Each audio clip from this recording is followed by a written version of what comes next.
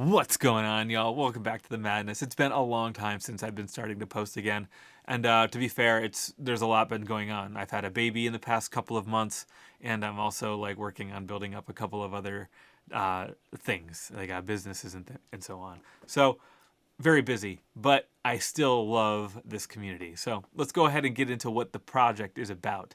For the past 3 months, I've been working on this, and it's pretty much to reproduce the DSP, the neural DSP's Mateus Asato Archetype on the XFX 3.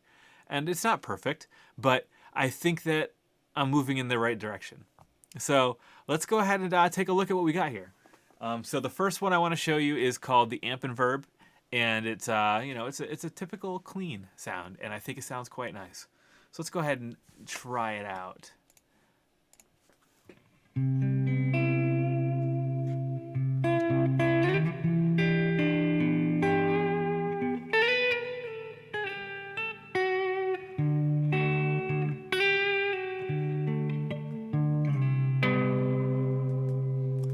It just sounds quite nice. And then, so the next one we've got, I called it the Comp and Drive Box 1.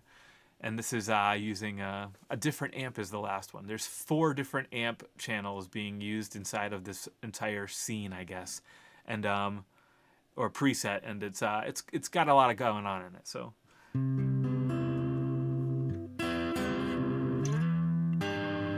Let's go pick.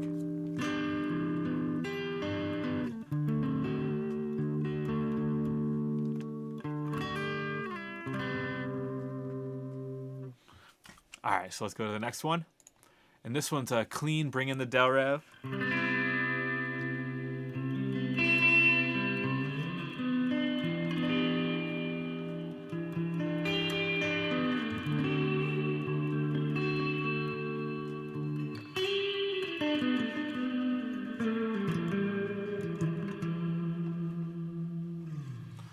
All right, next one is called DD Gain and Rotary. What that's basically saying is you're getting all the drives. I put all the drives on this part.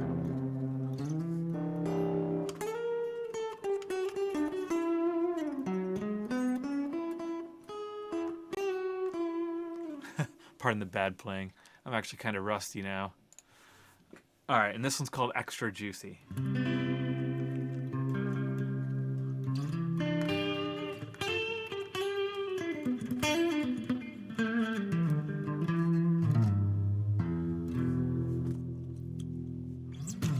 All right, so let's go ahead and dig into them, because that's what I think you're really here for. So, here we go. Let's go back to the first one, because this is exciting for me. I haven't shown this off to anybody. So, we've got this first scene, and it's, the amp and verb, of course. Let's get you back to what you know and remember.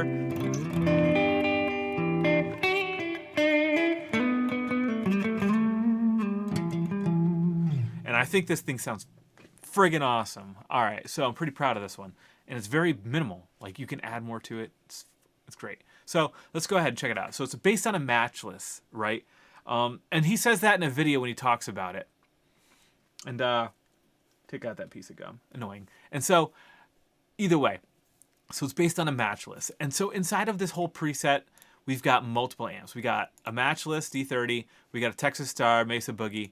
We got a Shiver Clean based on a Bogner, right? And so, and then we've also got we got the clean channel over there as well. We can tinker with that as much as we want.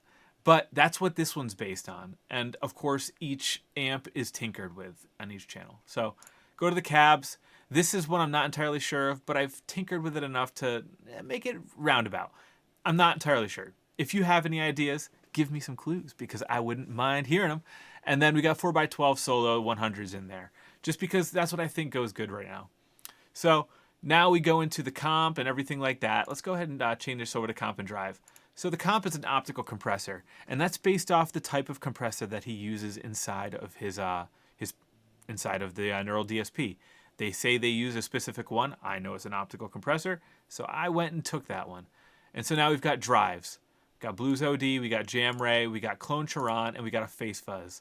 So all of these are obviously different kind of characteristic drives, but they're being used at different times. And so, of course, depending on the scene that we're using, we might use a different drive, of course. So let's go ahead and go to the third scene just to show you. Bring in the del rev. And now this one, of course, we got the jam ray. And of course, we got a delay and we got a reverb. Here it sounds like.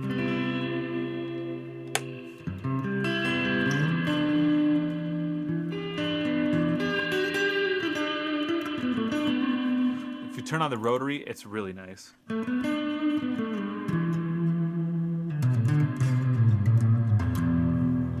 think that sounds really sweet. And then go up one more. Let's go up to the DD gain and rotary. Now, if you go back to the amp, we'll notice this is on the Texas Star lead now. What happens if we put it on the Shiver clean? Or if we put it on the Shiver lead?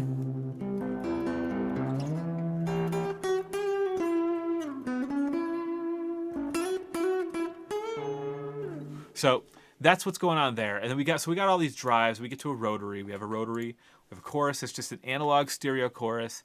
A pan trem, because I think that Mateus uses a lot of Mayer inspiration. And when you add a pan trem, just listen to it. Now, if I bring this amp back over to the Matchbox D3,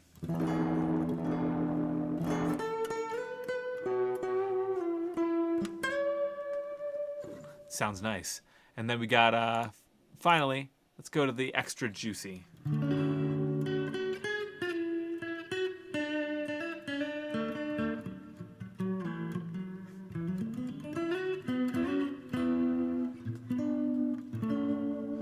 So, and then finally we got the pan tram here, neon tram, and then we got this delay. It's a stereo tape, a reverb, St. George's Church, or something else. I like the large spring as well.